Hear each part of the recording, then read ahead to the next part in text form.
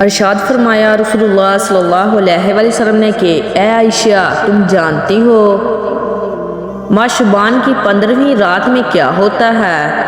عرض کی یا رسول اللہ صلی اللہ علیہ وآلہ وسلم، نہیں، آپ بتلا دیجئے اس میں کیا ہوتا ہے؟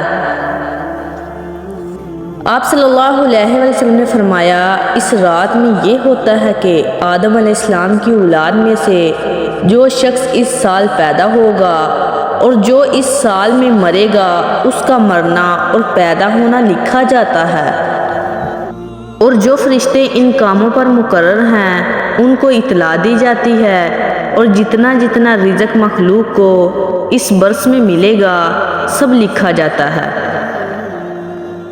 اور اس 15ویں رات اللہ تعالیٰ سورج ڈوبتے ہی اس دنیا کے آسمان پر تشریف لاتے ہیں اور ارشاد فرماتے ہیں کہ کوئی نیک بندہ ایسا ہے جو ہم سے بخشش مانگے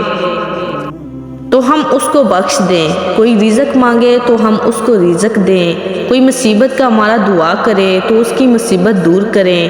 اسی طرح صبح ہونے تک ارشاد فرماتے ہیں بس بندوں کو چاہیے کہ اس رات میں خوب عبادت کریں اور اپنے گناہوں کی معافی مانگیں، اور 15ویں تاریخ کو روزہ رکھیں، اور اللہ تعالیٰ اس رات میں اپنی مہربانی سے بے شمار بندوں کو بخشتا ہے، مگر کافر مشرک کینہ رکھنے والوں کو اور قاتل کو نہیں بخشتا۔